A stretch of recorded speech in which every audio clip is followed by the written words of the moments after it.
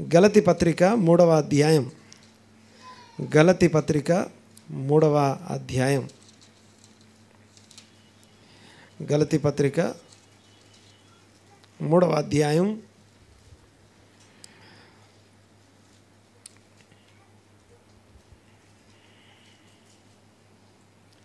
6వ వచనం చదువుతాను.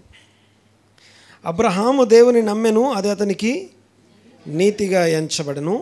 కాబట్టి విశ్వాస సంబంధులే అబ్రహాము కుమారులని మీరు తెలుసుకొనుడి. 8వ వచనం, దేవుడు విశ్వాస మూలముగా అన్యజనులను నీతిమంతులుగా తీర్చునని లేఖనము ముందుగా చూచి నీయందు అన్యజనులందరూ ఆశీర్వదించబడుదురు అని అబ్రహామునకు సువార్త ముందుగా ప్రకటించను. 9వ వచనం, కాబట్టి విశ్వాస సంబంధులే విశ్వాసము గల అబ్రహాముతో కూడా ఆశీర్వదించబడుదురు. తలలు వంచి కళ్ళు మూసుకొని ప్రార్థన చేసుకొని, దేవా నాతో మాట్లాడని అడుగుదాం. తలలు వంచి కళ్ళు మూసుకుందాం. పరమ తండ్రి మా దేవా, మీకు వందనాలు, స్తుతులు, స్తోత్రం నాయనా. ఈ మధ్యాహ్నం మాతో మాట్లాడండి. వినుటకు వేగిరపడుట అన్న మాటను బట్టి మీకు వందనాలు, వినుటకు చెవులు అన్న మాటను బట్టి మీకు వందనాలు.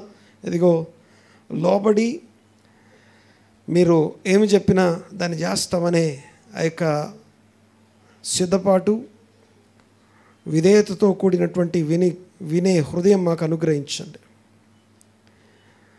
వాక్యం వినుటకు అవసరమైనటువంటి మనస్సు మాకు దయచేయండి.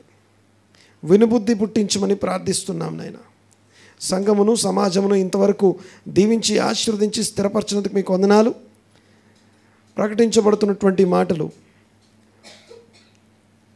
వాక్యము మా హృదయాలకు, మా వ్యక్తిగత జీవితాలకు, మా కుటుంబాలకు, మా సంఘానికి, సమాజానికి ఆత్మీయంగాను శారీరకంగాను అన్ని రకాలుగా క్షేమాభివృద్ధికరమైన మాటగా ఉంటకు కృప దయచేయండి. ఈరోజు మాట్లాడండి. అదిగో నాయన ప్రభా, ఒక వ్యక్తి యొక్క స్వరం కాదు కానీ పరిశుద్ధాత్మని యొక్క స్వరాన్ని గ్రహించడానికి ప్రతి ఒక్కరికి కృప దయచేయమని ప్రార్థిస్తున్నా. ఇక్కడున్న ప్రతి ఒక్కరిని వ్యక్తిగతంగా ఎరిగి ఉన్న తండ్రి, మీకు వందనాలు చెల్లిస్తున్నాం. సమస్త ఘనత, మహిమ, ప్రభావం మీకు ఆరోపిస్తున్నాం నాయన. క్రీస్తు గొప్ప నామమున ఏకీపించిన ప్రతి ఒక్కరిని మీ కృప కిందికి తీసుకొస్తున్నాం. దర్శించి, దీవించి, ఆశీర్వదించి స్థిరపరచమని వేడుకుంటున్నాం.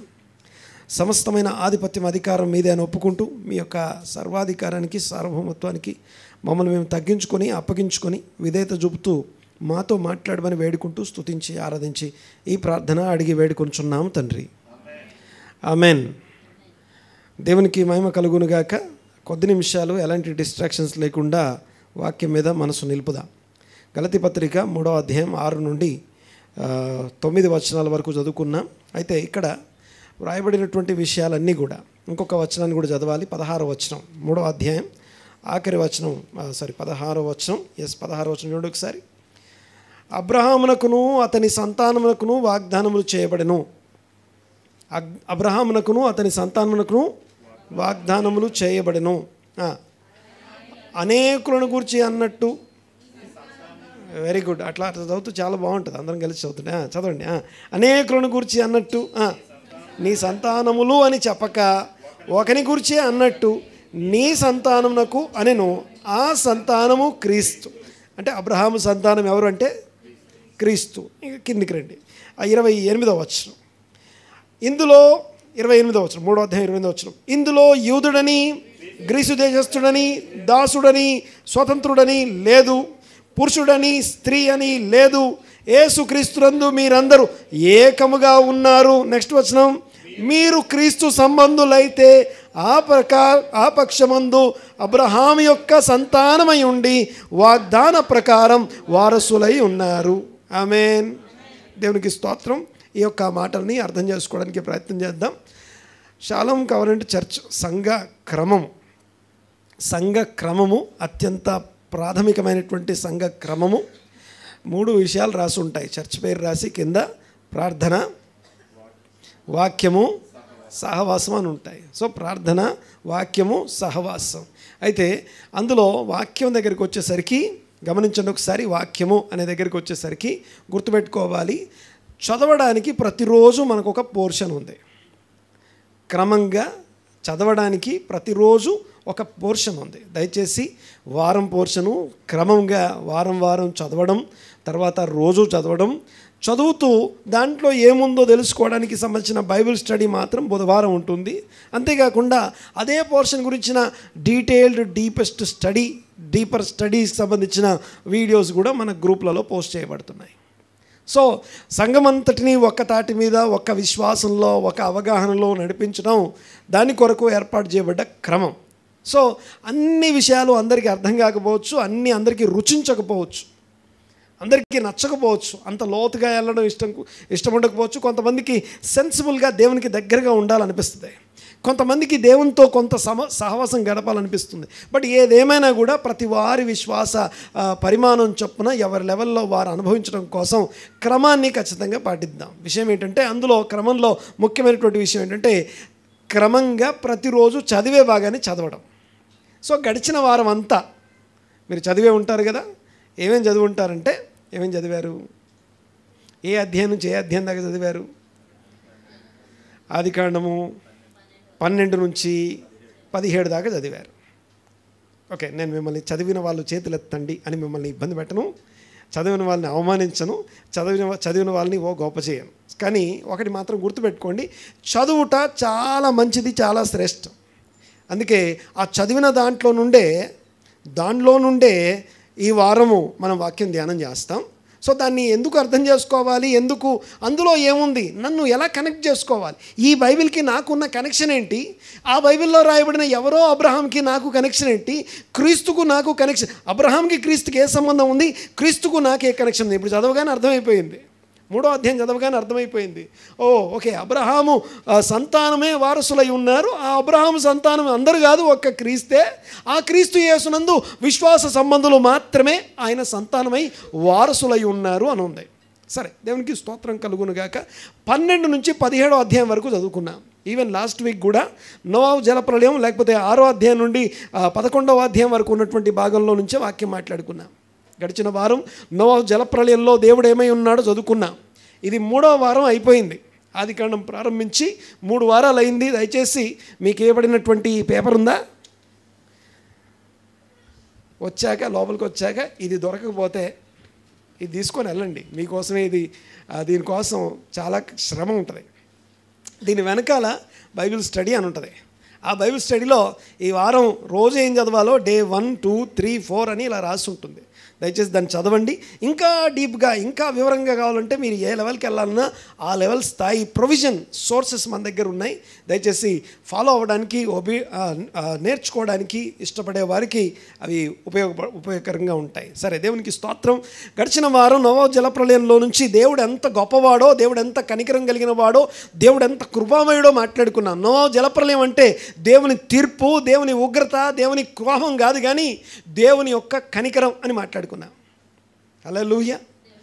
ప్రళయం నాశనం చేసిందనే అందరికి కనపడుతుంది, కానీ ఆ ప్రళయం వెనకాల దేవుని కృప ఎంత ఉంది, దేవుని యొక్క కనికరం ఎంత ఉంది అనే విషయం మనకి బోధపడదు, లేకపోతే ఎవరో చెప్తే తప్ప తెలియదు మనకి. దేవునికి స్తోత్రం కలుగునుగాక. సో ఇక్కడ ఈరోజు మనము ఆదికాండం 12 నుంచి 17వ అధ్యాయం వరకు మొదటి భాగంలో చదువుకున్నాం. అనగా 1వ అధ్యాయం నుంచి 6వ అధ్యాయం దాకా ఒక భాగం. ఆ భాగంలో చదువుకున్నాం, ఆ భాగంలో నేర్చుకున్నాం.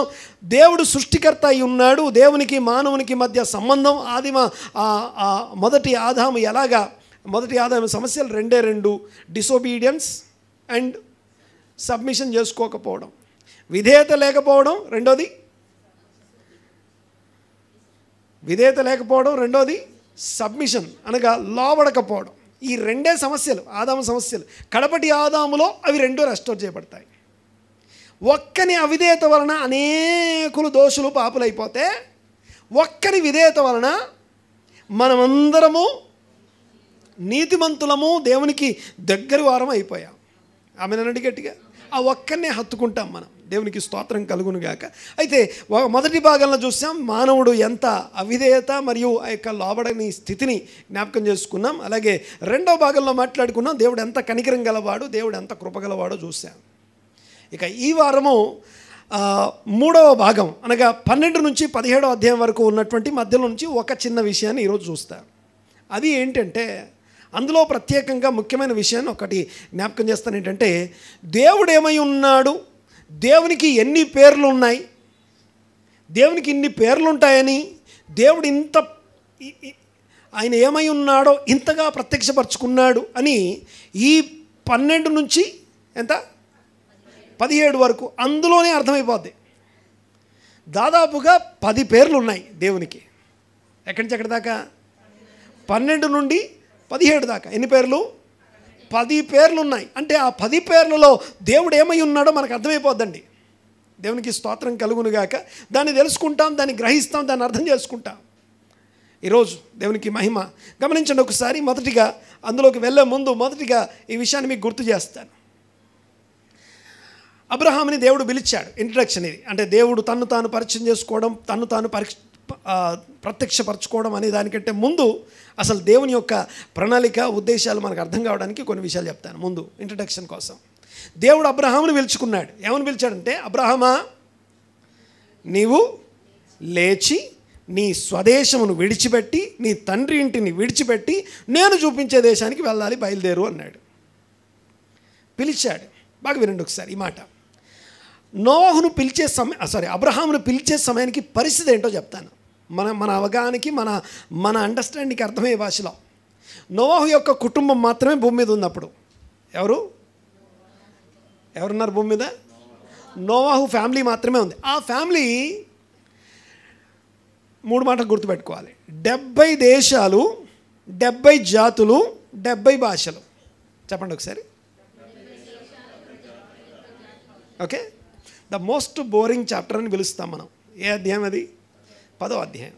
ఓకే, ఎవరో పేర్లు రాసుంటాయి. అందులో ఉన్న ప్రతి పేరు ఒక దేశం అండి. ప్రతి మనిషి పేరు అదొక దేశం, అదొక జాతి, అదొక భాష. దేవునికి స్తోత్రం. సరే, అదంతా చెప్పడం నా ఉద్దేశం కాదు, కానీ ఆదికాండం 10వ అధ్యాయం అది. సరే, పాయింట్ ఏంటంటే అబ్రహామును దేవుడు పిలుచుకునే టైంకి పరిస్థితి ఏంటంటే భూమి మీద 70 దేశాలు ఉన్నాయి, 70 జాతులు ఉన్నాయి, 70 భాషలుగా విడిపోయి ఉన్నారు. అందరూ కూడా స్కాటర్ అయి ఉన్నారు, చెదిరిపోయి ఉన్నారు. అలా చెదిరిపోయిన వాళ్ళందరూ కూడా ఓకే 70 దేశాలు లేదా నేషన్స్ అంటాం. ఏమంటామండి? 70 నేషన్స్, 70 ఏమంటారు జనాంగాలు, 70 వంశాలు, ఫ్యామిలీస్ అన్నమాట. 70 ఫ్యామిలీస్ అని ఉంటుంది. ఫ్యామిలీస్ అన్నా లేకపోతే జాతులు అని అర్థం. తర్వాత 70 డిఫరెంట్ లాంగ్వేజెస్ ఉన్నాయి అప్పటికి. ఆ బాబేలు గోపురాన్ని బట్టి 70 దేశాలుగా చల్లా చెదురై ఉన్నటువంటి భూమి మీద అలాంటి వారి మధ్యలో నుండి అబ్రామా నీవు లేచి ఆ 70 దేశాల్లో ఒక దేశంలో ఉన్నావు కదా అంటే అర్థమవుతుందని మాట్లాడేది. ఆ 70 ఫ్యామిలీస్, 70 దేశాలు, 70 భాషల మధ్యలో ఉన్నావు కదా. ఆ 70లో నుంచి నువ్వు బయటికి రా. ఆ 70లో నుంచి నువ్వు బయటికి వస్తే I will make you a great nation, నిన్ను గొప్ప దేశంగా చేస్తాను. అర్థమవుతుందని మాట్లాడేది. ఈ 70లో నుండి చల్లా చెదురైపోయినటువంటి 70లో నుండి నువ్వు బయటికి వస్తే నేను నిన్ను I will make your name great, నీ నామాన్ని, నీ పేరుని నేను గొప్ప చేస్తాను, నీ పేరుని గొప్ప చేస్తాను. ఒకటి. రెండోది ఏం చేస్తానంటే I will make you a great nation. ఒక్క సింగిల్ పర్సన్ని తీసుకొని ఓకే. ఇంకో విషయం ఏంటంటే అప్పుడున్న పరిస్థితి ఏంటంటే ప్రపంచం అంతా కూడా నిజమైన దేవుణ్ణి, జీవం కలిగిన దేవుణ్ణి తెలుసుకోవడం, గ్రహించడం, వినడం, ఆయన ఎవరో తెలుసుకోవాలనే ఆ ప్రయాసం ఎన్ని మానిపోయాయి. అప్పటికి జనులు ఎవరిష్టం వచ్చినట్టు వాళ్ళు వెళ్ళిపోతున్నారు. అలాంటి రోజుల్లో విశ్వాసులందరికీ తండ్రిగా పిలువబడే ఒక వ్యక్తిని దేవుడు పిలుచుకున్నాడు. ఆ వ్యక్తిని ఎందుకు పిలుచుకున్నాడు, ఆ వ్యక్తిలో ఉన్న స్పెషాలిటీ ఏంటి అనేది చెప్పడం కోసం జస్ట్ ఇంట్రడక్షన్ మాత్రం చెప్పేసి మనము దేవుణ్ణి 10 పేర్లతో 10 రకాల ప్రత్యక్షతలు కలిగినటువంటి దేవుణ్ణి ఇందులో చూడాలి. మనం చూడండి ఒకసారి. మొత్తం 10 చూడలేం, కానీ కొన్ని చూసుకుందాం. దేవునికి స్తోత్రం కలుగునుగాక. పాయింట్ ఏంటంటే ఆ 70 మందిలో నుండి, ఆ 70 నేషన్స్లో నుంచి ఒక దేశంలో నువ్వు ఉన్నావు కదా, అందులో నుంచి నువ్వు బయటికి రావాలి. బయటికి వస్తే నేను నిన్ను ఒక దేశానికి తీసుకెళ్తాను. అక్కడ I will make you a great nation, నిన్నే ఒక గొప్ప దేశంగా మార్చేస్తాను. చదవండి ఒకసారి. ఆదికాండం 12వ అధ్యాయం మొదటి నుంచి చదువుతున్నాను. చదవండి ఒకసారి.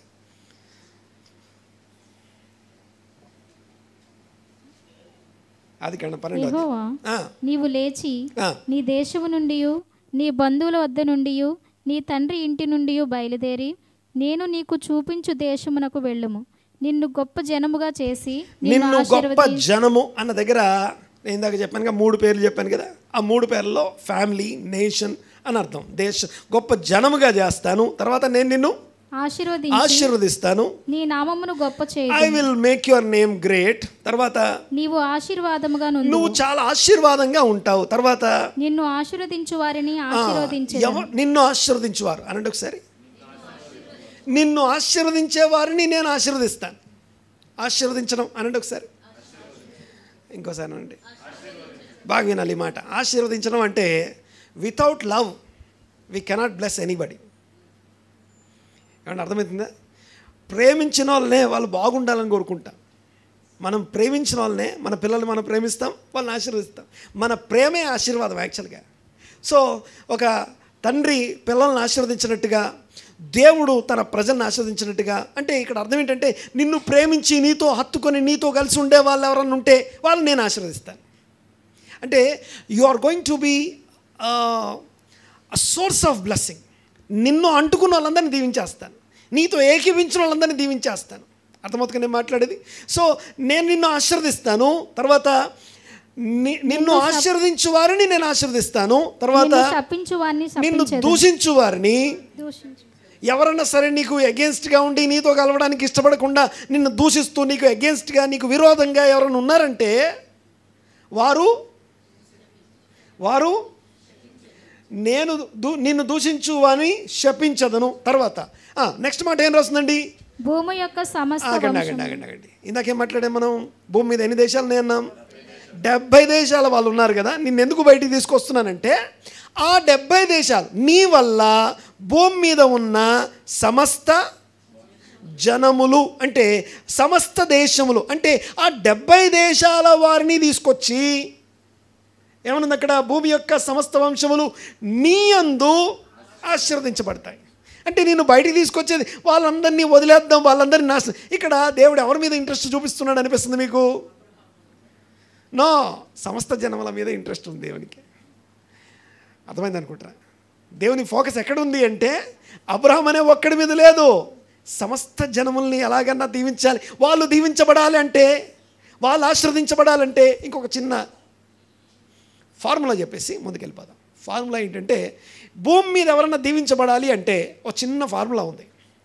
అది చూస్తానికి చాలా చిన్నది కానీ చాలా ప్రాముఖ్యమైనది. ఇది ఏంటంటే అపోస్తలుల కార్యం 3వ అధ్యాయం ఆఖరి వచనంలో రాసి ఉంటుంది, దేవుడు తన సేవకుడిని అనగా ప్రభువైన యేసుక్రీస్తును పుట్టించడం ద్వారా మన దుష్టత్వం నుంచి మళ్లించడం వలన మనల్ని ఆశీర్వదిస్తాడని రాస్తుంది. అంటే మనలో ఉన్న దుష్టత్వం నుంచి మళ్లించబడటం వలన మనం ఆశీర్వదించబడతాం. అపోస్తలుల కార్యం గ్రంథం 3వ అధ్యాయం ఆఖరి వచనం ఏమని రాస్తుంది అక్కడ? దేవుడు మీలో ప్రతివానిని వాని దుష్టత్వం నుండి మళ్లించడం వలన మిమ్మును ఆశీర్వదించడమే. ఇది దేవుని యొక్క ప్రణాళిక.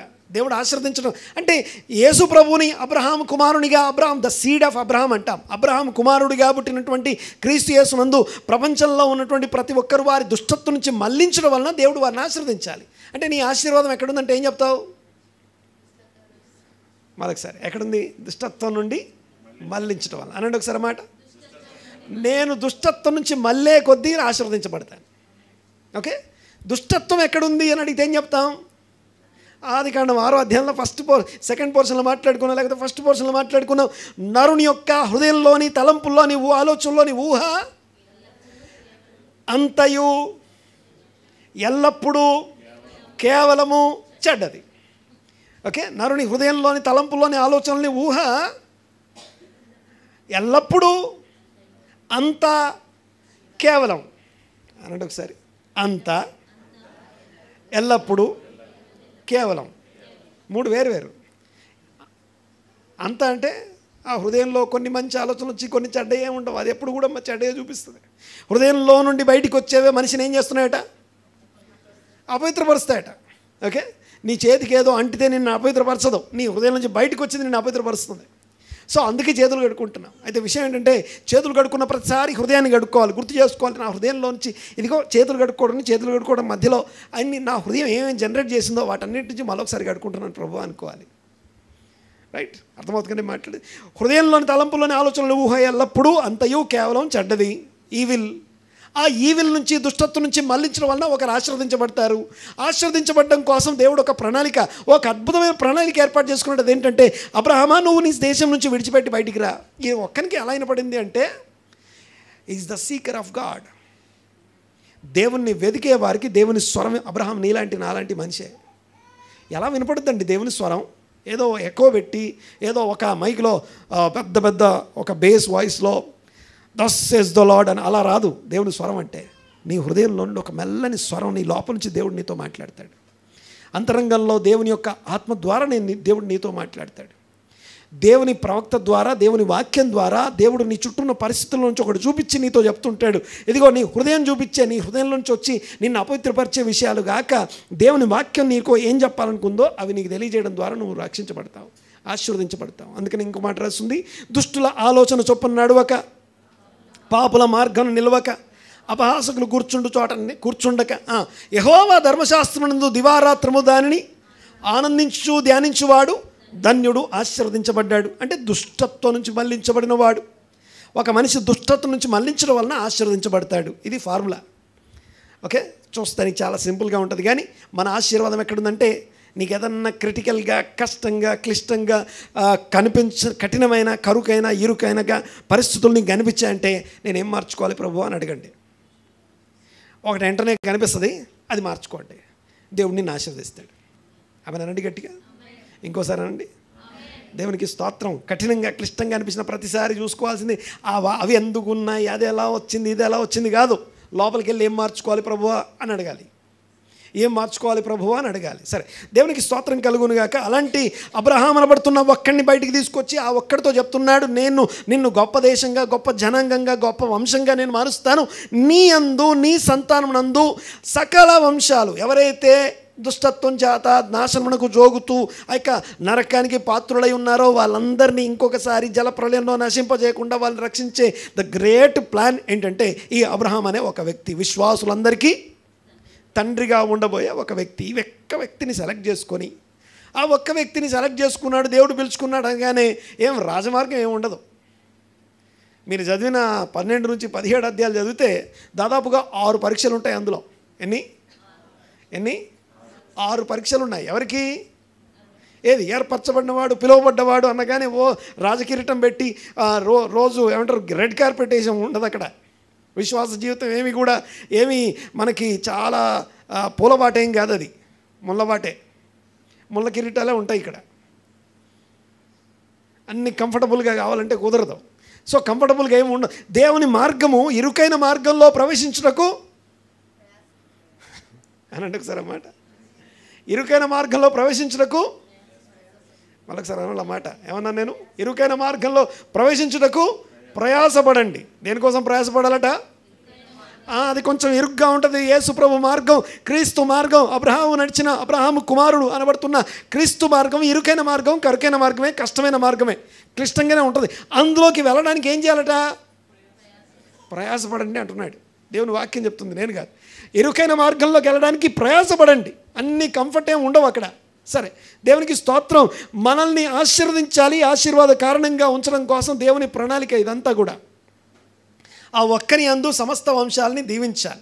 ఇకపోతే ఆ పిలిచినటువంటి దేవుడు సకల వంశాలని అతనిలో అంటుగట్టాలనేది ఆయన ప్రణాళిక. ఇదే మాట రోమపత్రికలో, గలతీ పత్రికలో రాస్తున్నాయి. అబ్రహాం అనబడుతున్నటువంటి ఆ ఒక్క ఒలీవ చెట్టులో అడవి ఒలీవ మొక్కల్ని తీసుకొచ్చి అంటుగట్టాడట. నోవాహు సంతానం అనబడుతున్నటువంటి ఒక ఒలివ, వైల్డ్ ఆలివ్ అంటాం. ఆ వైల్డ్ ఆలివ్ బ్రాంచ్లో ఈ యొక్క పరిశుద్ధమైనటువంటి ఒలివ అయినటువంటి ఈ యొక్క అబ్రహాములో ఆ యొక్క వైల్డ్ ఆలివ్స్ అనేటువంటి నువ్వు నేను కూడా అందరం కూడా నోవాహు సంతానమే. మనందరం కూడా అనండి ఒకసారి అన్నమాట. బయలాజికల్గా నోవాహు సంతానమై ఉన్నాం, స్పిరిచువల్గా అబ్రహాం సంతానం అవుతున్నాం. ఆమెనండి గట్టిగా. ఏమో పాస్టర్ గారు, ఏమో మాకు తెలియదండి అన్నీ. బయలాజికల్గా నోవాహు సంతానం మనం, స్పిరిచువల్గా అబ్రహాం సంతానం. భూమి మీద ఉన్న ప్రతి ఒక్కరు నోవాహు సంతానమే. భూమి మీద ఉన్నటువంటి ప్రతి ఒక్కరూ, ప్రతి దేశం, ప్రతి జాతి నోవా సంతానమే. అయితే స్పిరిచువల్గా అబ్రహాం సంతానం అవుతున్నాం. క్రీస్తు యేసు నందు విశ్వాసం ద్వారా అబ్రహాం సంతానం అని పిలువబడి వారసులం అవుతున్నాం. దేవునికి స్తోత్రం. ఇకపోతే ఆ అబ్రహాం యొక్క ప్రయాణంలో 12 నుంచి 17వ అధ్యాయం వరకు ఉన్నటువంటి దేవుని ప్రత్యక్షతలు పరిచయం చేసుకుందాం. ఎన్ని పేర్లు ఉన్నాయని చెప్పాను? గుర్తుందా? 10 పేర్లు ఉన్నాయి. అందరికి గుర్తులేదు. ఎన్ని పేర్లు ఉన్నాయని చెప్పాను? 10 పేర్లు ఉన్నాయి. 10 మొత్తం చెప్పను, కానీ కొన్ని చెప్పి వదిలేస్తాను.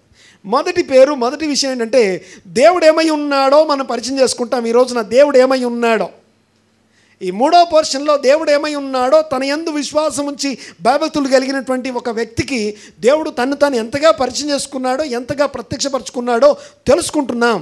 మొదటి విషయం జీవం గల దేవుడు అనండి ఒకసారి మాట, గట్టిగా అనండి మాట. జీవం కలిగిన దేవుడు. ఒకరు జీవం గలవారని ఎలా తెలుస్తుంది నీకు? ఒకరు జీవం గలవారని ఎలా తెలుస్తుంది నీకు? మీరు బతికే ఉన్నారు, జీవంతో ఉన్నారని ఎలా తెలుస్తుంది మీకు? ఊపిరి తీసుకుంటుంటే, ఇంకా మాట్లాడుతూ ఉంటే, ఇంకా మూమెంట్ కదులుతూ ఉంటే, వెరీ గుడ్. ఏంటిది? ఓకే, కదులుతూ ఉంటే, ఇంకా మాట్లాడుతుంటే, ఊపిరి పీల్చుకుంటుంటే, కదులుతూ ఉంటే, పనిచేస్తూ ఉంటే, నువ్వు చెప్పేది వింటూ ఉంటే. నువ్వు చెప్పేది వింటే పలకాలి కదా. నేను చెప్పేది అవతలకి వినపడాలి, అవతల వాళ్ళు మళ్ళీ నాతో మాట్లాడుతూ ఉండాలి. అప్పుడు జీవం కలిగిన దేవుడు అనండి ఒకసారి మాట.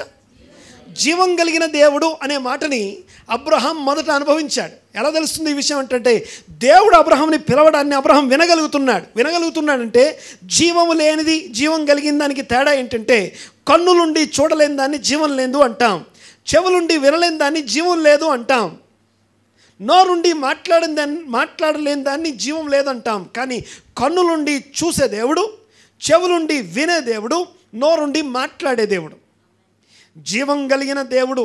ఓకే, నా మాట వినండి ఒకసారి. ఎలోహిం ఖాయిం అనండి ఒకసారి. ఖాయి అంటే లైఫ్ అని అర్థం.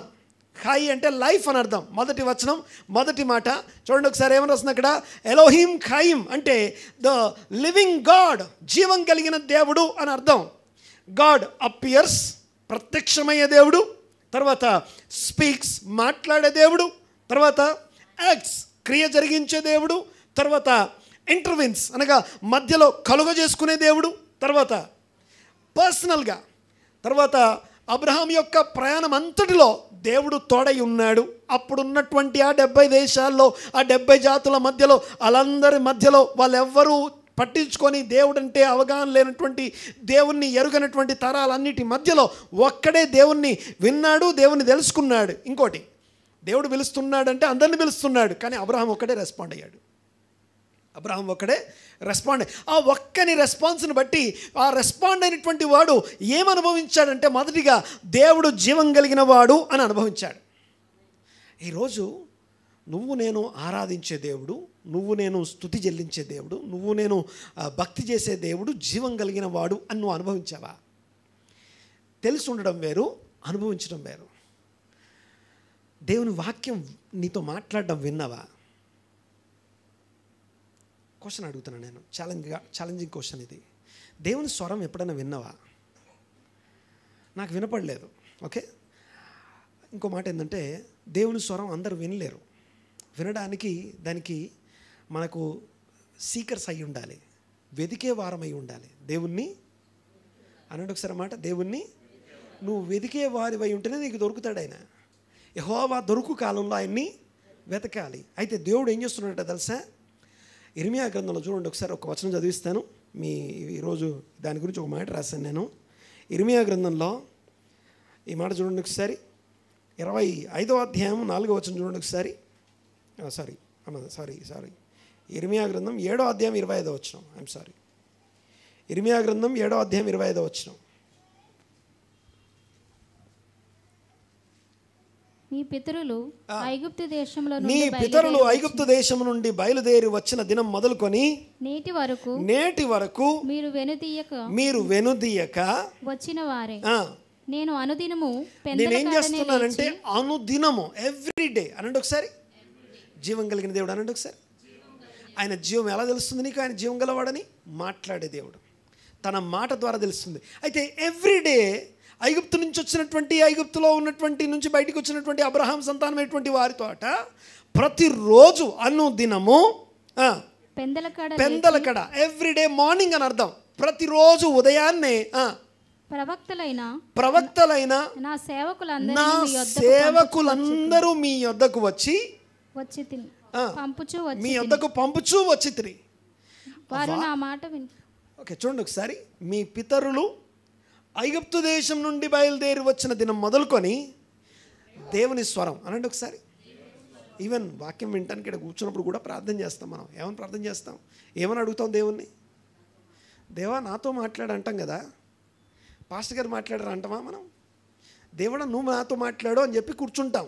పాస్టర్ గారికి ఏం ప్రేరేపణ పెట్టాడో, పాస్టర్ గారికి అది నేర్పించడం కోసం ఆయన ఎక్కడెక్కడ కింద మీద పడేసి దొర్లించాడో, ఏ పరిస్థితుల గుండా నడిపించాడో, ఎన్ని నొప్పులు బాధలు పెట్టి ఇదిగో ఇది అర్థం చేసుకో అని ఆయనతో మాట్లాడితే ఆయన వచ్చి చెప్తుంటాడు కదా. సో దేవుడు నాతో మాట్లాడుతున్నాడు. దేవుడు మాట్లాడే స్వరం స్వయంగా మనం వినలేకపోవచ్చు కాక, కానీ దేవుడు తన వాక్యం చదువుతూ ఉండడం ద్వారా దేవుడు నీతో ఇదే వాక్యం నమ్ము, నీతో మాట్లాడడానికి నేను రోజు ప్రయత్నం చేస్తున్నాను అంటాడు. పెందలకడనే తన ప్రవక్తల్ని సేవకుల్ని లేపి వాళ్ళని బలవంత పెట్టి మరీ ఉదయాన్నే వాక్యం నీ దగ్గరికి పంపిస్తున్నాడు. ఆ కాలం కాదు, ఈ కాలం కాదు, అనుదినము అనండి ఒకసారి. పెందలకడ అనండి ఒకసారి. ఎవ్రీ మార్నింగ్, ఎర్లీ మార్నింగ్ దేవుడు మనతో మాట్లాడుతున్నాడు. వెతికే వాళ్ళందరికీ దొరికే దేవుడు. ఆమె అనండి గట్టిగా. దేవుని స్వరం జీవం కలిగిన దేవుడు అనండి ఒకసారి. విశ్వాసులందరూ విశ్వాస సంబంధులే అబ్రహాం సంతానం అనబడతారు. అబ్రహాం అనేవాడు ఒక్కడే విశ్వాసులందరికీ తండ్రి. విశ్వాస సంబంధులే అబ్రహాం పిల్లలు అనబడతారు. ఆ విశ్వాస సంబంధులందరికీ సంబంధించిన వాక్యం ఏంటంటే, జీవం కలిగిన దేవుణ్ణి అబ్రహాం అనుభవించినట్టుగా మనం అనుభవిస్తున్నాం. ఆయన మాట్లాడే మాటలను అనుభవిస్తున్నాం, ఆయన చేతలను అనుభవిస్తున్నాం. ఆయన మన మాటలు వింటాడు, ఆయన మనతో మాట్లాడతాడు. కార్యము జరిగించే దేవుడు. ఆమేన్. ఎవ్రీడే అనుదినము పెందలకడ ఆయన అపాయింట్మెంట్ నీకు ఇవ్వబడుతుంది. నువ్వు వచ్చి కూర్చుంటే నీకు దేవుడిని తన వాక్యం నీకు తెలియజేస్తాడు. ఈరోజు వాక్యం ఇది అని చెప్తాడు. ఈరోజు నువ్వు నేర్చుకోవాల్సిన దేవుడు నీతో మాట్లాడుతున్నాడు. అదృశ్యుడైన దేవుడు, ఏ రూపం లేనటువంటి దేవుడు, తన వాక్యం అయి ఉన్నటువంటి దేవుడు, ఆత్మ అయి ఉన్న దేవుడు తన స్వరం ద్వారా ప్రతిరోజు ప్రతి ఒక్కరితో మాట్లాడుతున్నాడు. కొంతమందికి కళల్లోంచి మాట్లాడతాడు, కొంతమంది దర్శనాల్లోంచి మాట్లాడతాడు, కొంతమందికి వాక్యం చదువుతుండగానే మాట్లాడతాడు, కొంతమందికి వాళ్ళ పరిస్థితుల్లోంచి మాట్లాడతాడు, కొంతమందికి సేవకుల ద్వారా మాట్లాడతాడు. బట్ అందరికీ ఈజీగా అర్థమయ్యే, ఈజీ టు యాక్సెస్ ఏంటంటే సేవకుల ద్వారా స్వరం. పెద్ద కష్టపడాల్సిన పని లేదు. సేవకుడు చెప్తాడు, ఆయన బదులుగా పెడతాడు, మనకు వచ్చి చెప్తాడు, మనం వింటాం. దేవునికి స్తోత్రం కలుగును గాక. యెషయా గురించి ఇలా రాసింది, నీవు సూచనగా ఉన్నావు అంటాడు. ఓకే, మొత్తం బట్టలు ఇప్పేసి తిరగాలి. యెహెజ్కేలు నువ్వేం చేస్తావంటే, ఒక్క దెబ్బతో నీ ఎదురుగా నుంచి నువ్వు సంతోషపడే, నువ్వు ఇష్టపడే, నువ్వు ప్రేమించే ఒక విషయాన్ని నీ నుంచి తీసేయబోతున్నాను. నువ్వేం చేయాలంటే ఏడవద్దు అని చెప్పి ఆయన భార్యను చంపేశాడు. ఆయన భార్య చనిపోతే ఇప్పుడు యెహెజ్కేలు ఏం చేయాలి? ఏడవద్దు, ఏడవకుండా ఉండాలి. ఆ ఏడవకుండా ఎందుకు ఏడవాలి కదా నువ్వు అంటే, అప్పుడు చెప్తాడు, మీకు ఇష్టమైన, మీరు ప్రేమించే యెరూషలేమును మీ నుంచి తీసేసిన మీరు ఇలాగే ఉన్నారని చెప్పాలి. అది చెప్పడం కోసం ఆయన భార్య చనిపోయింది. అర్థమవుతుందని మాట్లాడేది. సో ఆ బట్టలు ఇప్పేసి తిరుగుతున్నటువంటి యెషయాను చూపించి ఏమంటాడు తెలుసా? ఇదిగో ఐగుప్తీయులు మిమ్మల్ని ఎట్లా చేస్తారని చెప్తాడు. పలానా రాజులు వచ్చి మిమ్మల్ని ఇలా బట్టలు ఇప్పేసి దిగంబరులుగా మిమ్మల్ని చెరగా పట్టుకోబోతున్నారు అని చెప్తాడు. అది చెప్పాలి. అది చెప్పడం కోసం ఇది అని చెప్తున్నాడు. సరే, నా పాయింట్ ఏంటంటే, దేవుడు మాట్లాడే దేవుడు. ఆమె అనండి గట్టిగా. దేవుడు మాట్లాడే దేవుడు మనతో మాట్లాడే పద్ధతులు ఉంటాయి. అందులో ఒకటి ప్రతిరోజు తన మాట్లాడుతూనే ఉన్న దేవుడు. అంతేకాకుండా ఇంకొక విషయాన్ని ఇక్కడ మీకు జ్ఞాపకం చేస్తాను. రెండవది ఏంటంటే ఖాయిం, అనగా ఎలోహిం ఖాయిం అనండి ఒకసారి. అనగా ఏం చెప్పాను నేను? జీవం గల దేవుడు. ఓకే, జీవం గల దేవుని ప్రత్యక్షత అనేది మన అంశం ఈరోజు. తర్వాత రెండవ పేరు ఏంటంటే యెహోవా అనే పేరు. మొదటి వచనం 12వ అధ్యాయం మొదటి వచనంలోనే రాసుంది. యెహోవా పిలిచాడు అబ్రహామును, యెహోవా నిన్ను ఆశీర్వదిస్తానన్నాడు. ఆ యొక్క దేవుడు మాట్లాడే ఆ యెహోవా అనే మాటకి హూ కాల్స్ అండ్ లీడ్స్, పిలిచేవాడు నడిపించేవాడు అనండి ఒకసారి. పిలిచేవాడు నడిపించేవాడు. ఓకే, ఆ కింద కూడా ఉన్నటువంటి విషయాన్ని చదవడానికి ప్రయత్నం చేయండి ఒకసారి. God is the one who initiates the journey of faith. He calls us out to bring us in. మనల్ని నడిపించే దేవుడు. దేవునికి స్తోత్రం కలుగును గాక. ఇంకొకటి ఇది రెండవ పేరు. మొదటి మాట ఏం చూసాం? ఎలోహిం ఖాయిం, జీవం గల దేవుడు అనండి ఒకసారి. కొంచెం గట్టిగానండి. రెండో పేరు ఏం చెప్పాను? యెహోవా అనండి ఒకసారి. ఓకే, అదేంటో మనము అన్ప్రొనౌన్సబుల్ నేమ్ ఆఫ్ గాడ్ అది. ఓకే, దేవుని యొక్క జ్ఞాపకార్థ నామం, ఆయన నిబంధన నామం అంటాం దాన్ని. ఓకే, దాని గురించి ఇప్పుడు ఎక్కువ మాట్లాడలేం కానీ మూడో దాంట్లోకి వెళ్ళిపోదాం. మూడో పేరు ఏంటంటే ఆదికాండము 15:18 చూస్తాం. ఏంటదంటే ఎల్ హబ్రిత్ అంటాం, నిబంధన దేవుడు అనండి ఒకసారి. కొంచెం గట్టిగా అనండి ఒకసారి. మూడో పేరు దేవుడు ఏమని ప్రత్యక్ష? నిబంధన దేవుడు. జీవం కలిగిన దేవుని ప్రత్యక్షతలు అనేది మన అంశం అయితే, ఆ జీవం కలిగిన దేవుడు యెహోవాగా పిలుస్తూ, ఇదిగో అబ్రహాము నువ్వు లేచి బయలుదేరు అని చెప్పాడు.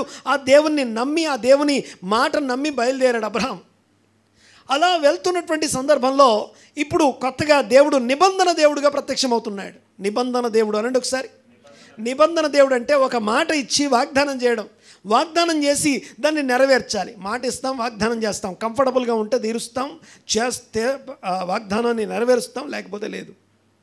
కమిట్మెంట్ ఇస్తాం, ఆ కమిట్మెంట్ కంఫర్ట్లోనే ఉంటుంది. అది కంఫర్ట్ దాటిందంటే కమిట్మెంట్ కూడా మనకు అనవసరం, మా వల్ల కాదు, sorry I'm out of commitment, నేను ఉండను ఇక్కడ, నా వల్ల కాదని చెప్పేస్తాం. కానీ పాయింట్ ఏంటంటే నిబంధన దేవుడు అనండి ఒకసారి. ఓకే, దేవుడి ప్రత్యక్షత ఎందుకో కూడా ఇంకో మాట జ్ఞాపకం చేయాలి ఇక్కడ. దేవుడు ఏమై ఉన్నాడో నువ్వు చూస్తావో, దేవుడు ఏమై ఉన్నాడో వింటావో, దేవుడు ఏమై ఉన్నాడో గ్రహిస్తావో, దేవుడు ఏం చేస్తున్నాడో నువ్వు చూస్తావో, నీ పరమ తండ్రి ఏం చేయడం నువ్వు చూస్తావో అదే నువ్వు చేస్తావు. ఆమేన్. మరొకసారి, పరమ తండ్రి అయిన దేవుడు నీ కోసం ఏం చేస్తున్నాడో వింటున్నావో, ఆయన ఇదై ఉన్నాడని విన్నామనుకోండి, ఆయన ఇదై ఉన్నాడని తెలుసుకున్నామనుకోండి, మనము అదే వింటాం, అదే చేస్తాం. అందుకే యేసుప్రభు గురించి మాట రాస్తుంది, తండ్రి ఏమి చేయడం కుమారుడు చూస్తాడో కుమారుడు అదే చేస్తాడు. అదృశ్యుడైన దేవుడు ఏమై ఉన్నాడో విన్నప్పుడు, గ్రహించినప్పుడు, తెలుసుకున్నప్పుడు. ముందుకు రండి, ఇక్కడ చైర్లు ఉన్నారండి.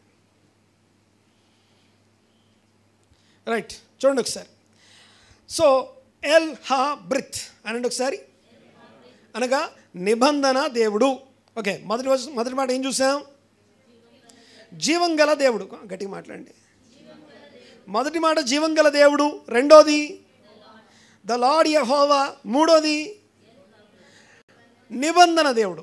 ఈ హీబ్రూలో మాకు రాదు పాస్టర్ గారు అంటే పర్వాలేదు, ఇంగ్లీష్లో పర్వాలేదు అనుకుంటే ఇంగ్లీష్ చెప్పండి, తెలుగులో అంటే తెలుగులో చెప్పండి, బట్ ఏదో ఒకటి ఆ విషయాన్ని మాత్రం అర్థం చేసుకోండి. అర్థమైంది అనుకుంటున్నా. ఓకే, ఎల్ హబ్రిత్, the God of the covenant. The God of covenant అంటే ఈయన దేవుడు నిబంధన చేశాడు అంటే, ఆ నిబంధన దేవుడు ఏం చేస్తాడు, ఎలా చేస్తాడు అంటే, నిబంధన చేసిన దేవుడు నెరవేర్చడం కోసం తరాలు తరాలు తరాలు గడిచిపోయినా ఆ నిబంధన విషయంలో తప్పిపోయేవాడు కాదు. వాగ్దానం చేసిన వాడు ఎవరు అనట్లేదు, వాగ్దానం చేసిన వాడు, ఇంకోసారి గట్టిగా, నమ్మదగిన వాడు. ఎంత నమ్మదగిన వాడు అంటే, ఆయన తన నమ్మదగినటువంటి ఆ యొక్క దేవుడు ఎంత నమ్మదగిన వాడు అనే విషయాన్ని మనం ఆలోచన చేస్తే దేవునికి స్తోత్రం కలుగును గాక. ఆ నమ్మదగిన దేవుడు తరాలు గడిచిన ఆ మాట నెరవేర్చడం కోసం అబ్రహాంకి వాగ్దానం చేశాడు. కాబట్టి ఆయన సంతానం 10వ తరం 20వ తరం ఎన్ని తరాలైనా సరే, ఎన్ని తరాలు గడిచినా సరే, ఆ తరాల్లో ఆ మాట నెరవేర్చడం కోసం నేను మాట ఇచ్చానంటాం. మనమే మర్చిపోతాం.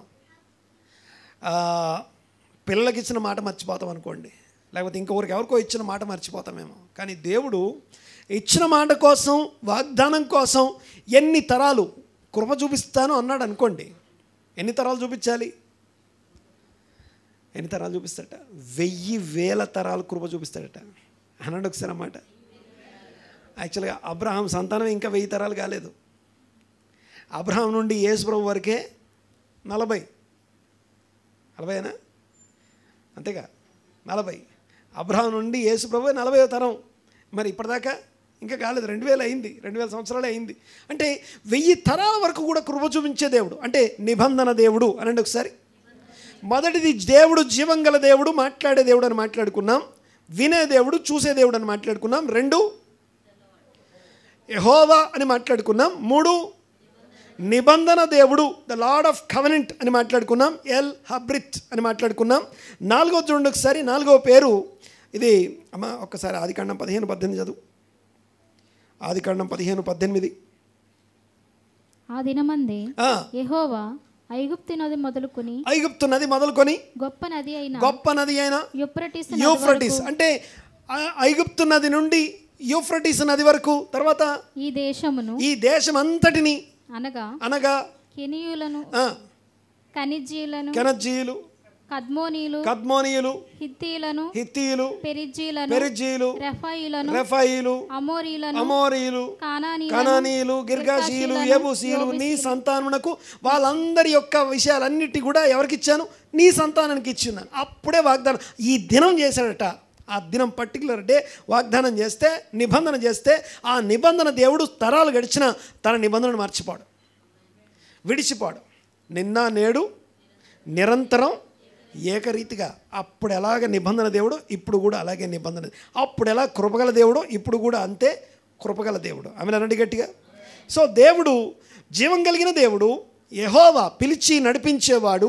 3 నిబంధన దేవుడు. 4వది 15వ అధ్యాయం 1వ వచనం, అబ్రహాము కేడము అంటాం. అబ్రహాము కేడము, ఆయన పేరేం పేరు? అబ్రహాము కేడము అనండి ఒకసారి. ఓకే, చదవండి ఒకసారి. 15వ అధ్యాయం 1వ వచనం. ఇవి జరిగిన తరువాత యెహోవా వాక్యము అబ్రహామునకు దర్శనమందు వచ్చి అబ్రామా భయపడకుము, నేను నీకు కేడము అన్నాడు. I am your shield. The shield of Abraham అనేది దేవుని పేరు అయి ఉన్నది. ఎన్నో పేరు ఇది? 4th. మనం ఆదికాండం 12 నుండి 17 వరకు ఉన్నటువంటి ఆ అధ్యాయాల్లో దేవుడు ఏమై ఉన్నాడో, దేవుడు తన్ను తాను ఏమని ప్రత్యక్షపరచుకున్నాడో, తన యందు భయభక్తులు కలిగి తన విశ్వాసంలో కొనసాగుతున్నటువంటి ప్రపంచం అంతా ఓ పక్కన ఉంటే, ఈయన మాత్రం వెళ్తున్నటువంటి ఆయనకి ఎలాంటి ప్రత్యక్షతలు ఇవ్వబడ్డాయో తెలియజేయడం కోసం ఈ 12 నుండి 17 అధ్యాయాల మధ్యలో దేవుడు తన్ను తాను ఎన్ని ప్రత్యక్షతలు కలిగి ఉన్నామో నేర్చుకోవడానికి ప్రయత్నం చేస్తున్నాం. జీవం కలిగిన దేవుడు, మాట్లాడే దేవుడు, వినే దేవుడు, చూసే దేవుడు అని చూసాం. తర్వాత ఆయన యెహోవా పిలిచి నడిపించేవాడు అని మాట్లాడుకున్నాం. తర్వాత నిబంధన చేసి నమ్మదగి ఫెయిత్ఫుల్నెస్ అనగా తన యొక్క నమ్మకత్వం విషయంలో ఎప్పటికీ నిలిచి ఉండే దేవుడు అని మాట్లాడుకున్నాం. తర్వాత ఇదేనోది ఏంటిది? ఈ పేరేం పేరు? The shield of Abraham. హీబ్రూలో ఏం రాసింది? మెగెన్ అబ్రహాం అనండి ఒకసారి. మెగెన్ అబ్రహాం అంటే ద షీల్డ్ ఆఫ్ అబ్రహాం. నేను నీకు కేడమును నేనే అన్నాడు. కేడము అంటే కవరింగ్, కప్పి ఉంచడం. ఏ ఇబ్బంది వచ్చినా, ఎంత కష్టం వచ్చినా, ఆయనకేమి ఇందాక అన్నాను కదా, 10 ఆయన మొత్తం తన జీవితకాలంలో 10 టెస్టులు ఫేస్ చేశాడు. ఎన్ని టెస్టులు అండి? 10 టెస్టులు ఫేస్ చేశాడు. మొత్తం 10 టెస్టులు అనమాట. ఆఖరి టెస్ట్ కుమారుని అర్పించడం. ఆఖరి టెస్టు కుమారుణ్ణి అర్పించడం అనేది 10వ పరీక్ష. అబ్రహాం మరలా, దేవుడు అబ్రహామును మరలా పరిశోధించను అని రాసి ఉంటుంది. సో కుమారుని అర్పించడం అనేది అదొక పరిశోధన. దేవునికి స్తోత్రం. పాయింట్ ఏంటంటే ఆ 10వ పరీక్షలో, అంటే ఈ 12 నుండి 17 వరకు ఉన్నటువంటి దాంట్లో మొత్తం 6 పరీక్షలు ఉన్నాయి. ఆ 6 పరీక్షల్లో ఎంత కఠినమైన పరిస్థితులు, కరువు పరిస్థితులు ఉండొచ్చు, భార్యను ఎత్తుకొని వెళ్ళిపోయి ఉండొచ్చు, లేకపోతే ఇబ్బందులు అనుభవించి ఉండొచ్చు, లేకపోతే తన అనుకున్నటువంటి వాళ్ళు తనని విడిచిపోయి ఉండొచ్చు, లోతు లాంటి వాళ్ళు తనని విడిచిపోయి ఉండొచ్చు. ఎన్ని శ్రమలు వచ్చినా, ఏదొచ్చినా సరే, ఐ యామ్ యువర్ షీల్డ్. దేవుణ్ణి కేడముగా కలిగిన అబ్రహాము కేడము అనండి ఒకసారి. అబ్రహాము కేడము. దేవునికి స్తోత్రం కలుగును గాక. తర్వాత చూడండి ఒకసారి, ఈ అబ్రహాం కేడం అనే మాటను ఒకసారి అర్థం చేసుకునే ప్రయత్నం చేద్దాం. అక్కడ కింద ఏం రాస్తుంది చూడండి ఒకసారి. God himself is our protection, defence and portion, not just a giver of blessing but the blessing himself. దేవునికి స్తోత్రం కలుగును గాక. ఆశీర్వదించేవాడే కాదు, ఆశీర్వాదమై ఉన్నటువంటి దేవుడు. ఇక ఆ తర్వాత ఇంకొక దేవుని పేరుని మీకు పరిచయం చేస్తాను. నేను ఇప్పటికీ 4, 5వది 14వ అధ్యాయంకి వెళ్దాం. 14వ అధ్యాయం 18వ వచనం. 14వ అధ్యాయం 18వ వచనం. మరియు షాలేము రాజైన మెల్కీసెదెకు రొట్టెను ద్రాక్షారసము తీసుకొని వచ్చెను. అతడు సర్వోన్నతుడగు దేవునికి యాజకుడు అనండి ఒకసారి మాట. బైబిల్లో మొట్టమొదటిసారి సర్వోన్నతుడైన దేవుడు అనే పదం రాస్తుంది. అనండి ఒకసారి మాట. ఈ సర్వోన్నతుడైన దేవుడు అంటే ఎల్ ఎల్యోన్ అని రాసి ఉంటుంది. అనండి ఒకసారి మాట. L Elyon. ఎల్ అంటే దేవుడు, ఎల్యోన్ అంటే సర్వోన్నతుడు అని అర్థం. ఎల్ ఎల్యోన్ సర్వోన్నతుడైనటువంటి దేవుడు. అంటే అబ్రహాము ఆ యొక్క రాజుల్ని జయించి వచ్చినప్పుడు ఆయన ఆశీర్వదించడానికి సర్వోన్నతుడైన దేవుని యాజకుడు ఆయన దగ్గరికి వచ్చాడు. ఆయన ఎదుర్కొన్నాడని రాస్తుంది.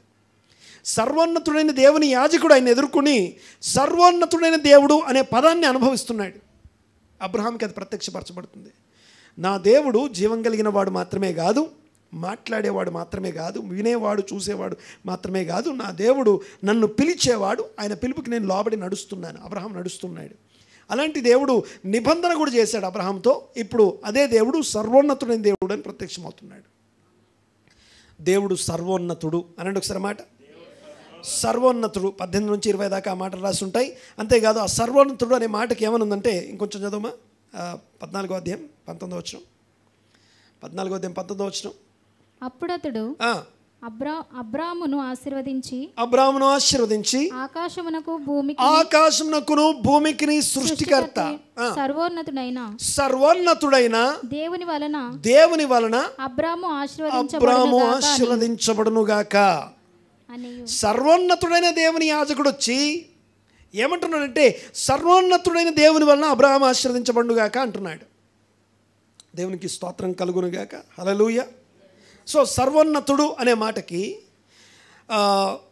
ఆల్ పవర్ఫుల్ సుప్రీం గాడ్, అన్నిటికీ అందరికీ పైగా ఉన్నవాడు, అధికారాలన్నిటికంటే పైన, ప్రభుత్వాలన్నిటికంటే పైన, ఆధిపత్యాలన్నిటికంటే పైన, శక్తులన్నిటికంటే పైన ఉండే అత్యున్నత సింహాసనం మీద ఆసీనుడై సర్వోన్నతుడైన దేవుడైన అనండి ఒకసారి మాట.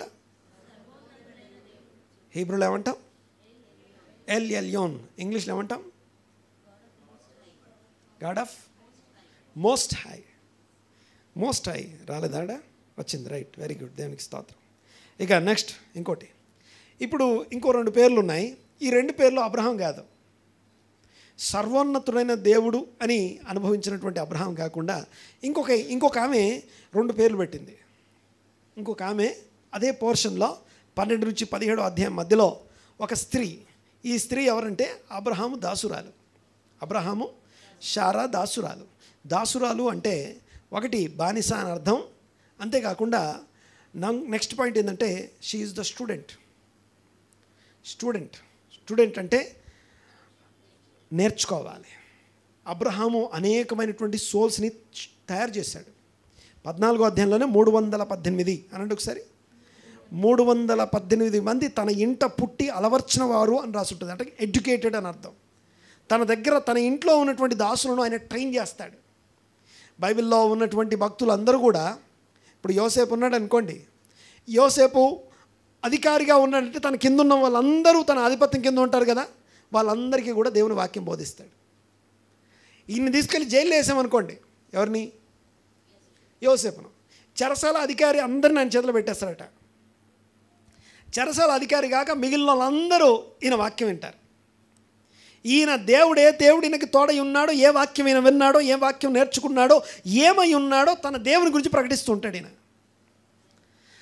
అలాంటి ఐగుప్తులో ఫరో దగ్గరికి వెళ్ళి, ఫరో ఆ దేశం అంతా కూడా కరువు వస్తుందని చెప్పి వాళ్ళందరూ కూడా లోపరచబడ్డప్పుడు యోసేపుకి ఎంతమంది లోపరచబడ్డారో వాళ్ళందరూ కూడా దేవుని వాక్యం నడిపించబడింది. వాక్యం చేత నడిపించబడ్డారు. వాక్యం ఓన్లీ ఈ ఫ్యామిలీ మాత్రమే కాదండి, ప్రతి తరంలో వీరుగాక వేరే వాళ్ళు కూడా. ఎస్తేరు గ్రంథం మీరు చదివితే ఎస్తేరు కాలంలో జరిగిన విడుదలను బట్టి అనేకులు యూదా మతంలో చేరారని రాసి ఉంటుంది. యూదులుగా కన్వర్ట్ అయ్యారని రాసి ఉంటుంది. అంటే అనేకులు మనల్ని చూసి మారుతూ వస్తున్నారన్నమాట. ఇంకో విషయం ఏంటంటే, ఇక్కడ పాయింట్ ఏంటంటే గమనించండి ఒకసారి. యోసేపు కాలంలో అనేకులకు, అంటే ఐగుప్తులో ఆహారం ఉన్నది అంటాడు యాకోబు. ఏమంటాడు ఆయన? ఐగుప్తులో. ఆ మాటకు అర్థం ఏంటంటే, ఐగుప్తులో ఆహారం ఉన్నది అనే మాటకు అర్థం ఏంటంటే, ఇదేంటిది, మన ఇంట్లో ఉండాల్సిన ఆహారం ఐగుప్తులో ఉంది అని అర్థం. ఆహారం ఎక్కడ ఉండాలి? మామూలుగా ఇశ్రాయేల్ ఇంట్లో ఉండాలి కదా ఆహారం. ఇశ్రాయేల్ ఇంట్లో ఉండాల్సిన ఆహారం ఎక్కడుంది ఇప్పుడు? ఐగుప్తులో ఆహారం ఉన్నది అంటాడు. అంటే ఐగుప్తులో నాకు సంబంధించిన ఏదో ఉంది అని ఆయనకి అర్థమవుతుంది లోపల. సరే, అదంతా మన సబ్జెక్ట్ కాదు. కానీ అసలు విషయం ఏంటంటే సర్వోన్నతుడైనటువంటి దేవుడు, సర్వోన్నతుడు అనబడుతున్న దేవుడు, ఈ దేవుని యొక్క నడిపింపు క్రింద నడుస్తున్నటువంటి అబ్రహామ, నీ సకల వంశాలు నీలో దీవించబడునని చెప్పాడు కదా. అనేకులను ట్రైన్ చేస్తున్నాడు. అందులో తన బానిసలు కూడా తన చేత ట్రైన్ చేయబడ్డారు. అందులో ఒక ఆమె హగర్. ఓకే, ఒక్కసారి దేవునికి పెట్టినటువంటి ఇంకొక పేరు ఇది చూడండి ఒకసారి. 16వ అధ్యాయం 13వ వచనం, ఆదికాండం 16వ అధ్యాయం 13వ వచనం. అది చూచుచున్న దేవుడవు నీవే అను పేరు తనతో మాట్లాడిన యెహోవాకు పెట్టెను. ఒకసారి అందరం కలిసి చదుదాం ఒకసారి. చూచుచున్న దేవుడవు నీవే అను పేరు తనతో మాట్లాడిన యెహోవాకు పెట్టెను. ఏలనగా నన్ను చూచిన వాని నేనిక్కడ చూచి తిని కదా అని అనుకోనేను. మళ్ళీ అర్థమైంది కదా ఎవరన్నారా మాట? హగర్ అంటా ఉంది. ఒక్కసారి దేవుడు నన్ను చూస్తున్నాడు అనండి ఒకసారి. అందరం అనుకుంటాం దేవుడు చూస్తున్నాడో లేదో అనుకుంటాం. దేవునికి స్తోత్రం. నువ్వు ఎలా కూర్చుంటావో ఆయన తెలుసు, నువ్వు ఎలా నడుస్తావో ఆయనకు తెలుసు. దావీదు రాస్తున్న కీర్తన 139వ కీర్తన రాసి ఉంటుంది. నా పడక తెలుసు, నా నడక తెలుసు, నేను కూర్చుంటాను నీకు తెలుసు, నేను నేర్చుంటే నీకు తెలుసు, నేను నడుచుంటే నీకు తెలుసు, నాకు సంబంధించిన ప్రతిదీ నీకు తెలుసు. నా వెనక నువ్వు ముందు నన్ను ఆవరించి ఉన్నావు. వేకు రెక్కలు కట్టుకొని ఆకాశానికి ఎక్కడికో ఎగిరిపోదాం అనుకుంటే అక్కడ నువ్వు ఉన్నావు. సరే ఇలా కాదని చెప్పి పాతాళానికి వెళ్ళిపోయి అక్కడ ఒక మంచం వేసుకొని అక్కడ పడుకుంటే అక్కడ కూడా నువ్వు నీ కన్నులు నన్ను చూస్తున్నాయి. తల్లి గర్భంలో నేను పిండంగా ఉండగానే నీ కన్నులు నన్ను దేవుడు చూస్తూనే ఉన్నాడు. మనమే ఆయన చూడట్లేదు. ఏమంటే అర్థమవుతుందిగా నేను మాట్లాడేది? చూస్తున్న దేవుడు అనండి ఒకసారి. ఈ యొక్క అబ్రహాం అనే భక్తుని యొక్క శిశురాలు, లేకపోతే అబ్రహాం యొక్క స్టూడెంట్ అయినటువంటి హగరు శ్రమలో, బాధలో, ఇబ్బందిలో ఉందండి. ఇబ్బందిలో ఉండి ఆమె ఎవరు? ఆమె స్టేటస్ ఏంటి? ఏం పేరు? ఆమె ప్రొఫెషన్ ఏం చెప్పాలి? ఏం చెప్తారు మీరు? బానిస అనండి ఒకసారి. బానిస, దీనురాలు, లేకపోతే అత్యంత దయనీయమైనటువంటి పరిస్థితి ఆమెది. Okay, least category life. అలాంటి ఆమె ఏడిస్తే, అలాంటి ఆమె బాధపడుతుంటే, అలాంటి ఆమెని దేవుడు చూశాడట. దేవుడు ఓన్లీ సర్వోన్నతమైన దేవుడు, సర్వోన్నతమైన ఉత్తమమైనటువంటి విశ్వాసాన్ని ప్రదర్శించే గొప్పవారిని మాత్రమే కాదు, కానీ అత్యంత దీనావస్థలో ఉన్నటువంటి ఆ హగర్ యొక్క ఏడుపును కూడా దేవుడు చూశాడు అని రాస్తుంది. ఒక్కసారి ఆ ముందు వచ్చిన చదవమా ఒకసారి. అతడు అడవి గాడిద వంటి మనుష్యుడు. అమ్మా ముందు వచ్చిన అంటే పైకి.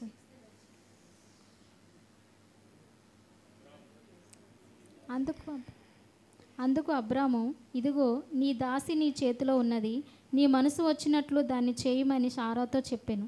సారాయి దాని శ్రమ పెట్టినందున ఆమె యొద్ద నుండి అది పారిపోగా, యెహోవా దూత అరణ్యంలో నీటి బుగ్గ యొద్ద అనగా షూరు మార్గంలో బుగ్గ యొద్ద ఆమెను కనుగొని సారాయి దాసి అయిన హగరు ఎక్కడి నుండి వచ్చితివి, ఎక్కడికి వెళుచున్నావు అని అడిగినందుకు అది నా యజమానురాలైన సారాయి ఇంటి యొద్ద నుండి పారిపోచున్నాను. అప్పుడు యెహోవా దూత నీ యజమానురాలి యొద్దకు తిరిగి వెళ్ళి ఆమె చేతి క్రింద అణిగి ఉండుమని దానితో చెప్పెను. తర్వాత మరియు యెహోవా దూత నీ సంతానము నిశ్చయముగా విస్తరింపజేసెదను, అది లెక్కింప వీలు లేనంత విస్తారమవును అని దానితో చెప్పాను. తర్వాత మరియు యెహోవా దూత, ఇదిగో యెహోవా నీ మొర వినెను, నీవు గర్భవతివై ఉన్నావు, నీవు కుమారుని కని అతనికి ఇష్మాయేల్ అని పేరు పెడతావు. తర్వాత అతడు అడవి గాడిద వంటి మనుష్యుడు, అతని చెయ్యి అందరి చేతులు అతనికి విరోధముగా ఉండును, అతడు తన సహోదరులందరి ఎదుట నివసించునని దానితో చెప్పగా, నెక్స్ట్ అది చూచుచున్న దేవుడవైన నీవు అను పేరు తనతో మాట్లాడిన యెహోవాకు పెట్టెను. నన్ను దేవుడు చూస్తున్నాడు అనండి ఒకసారి మాట. సారాయి దాసి అని పిలువబడే ఆ దాసి తన పడుతున్నటువంటి శ్రమని, బాధని తట్టుకోలేక తన యజమానురాలు తను బాధ పెడుతుందని చెప్పేసి పారిపోయింది. పారిపోతూ ఉంటే ఆ ఏడుపును చూసి దేవుని దూత తనను కనుక్కొని మాట్లాడుతుందట. నన్ను చూస్తున్న దేవుడు అనండి ఒకసారి.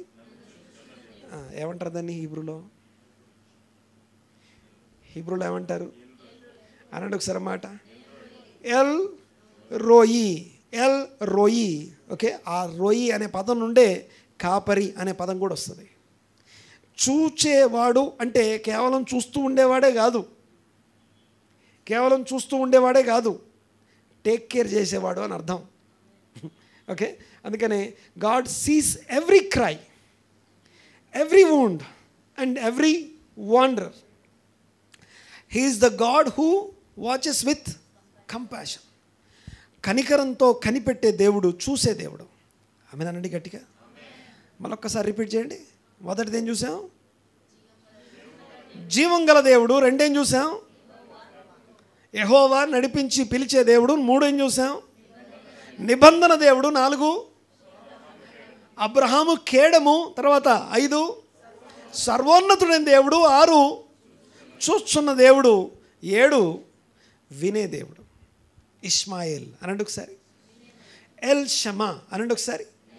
ఇష్మాయేల్ అనే మాటకి నన్ను విన్న దేవుడు అని అర్థం, నా మొర విన్న దేవుడు అని అర్థం.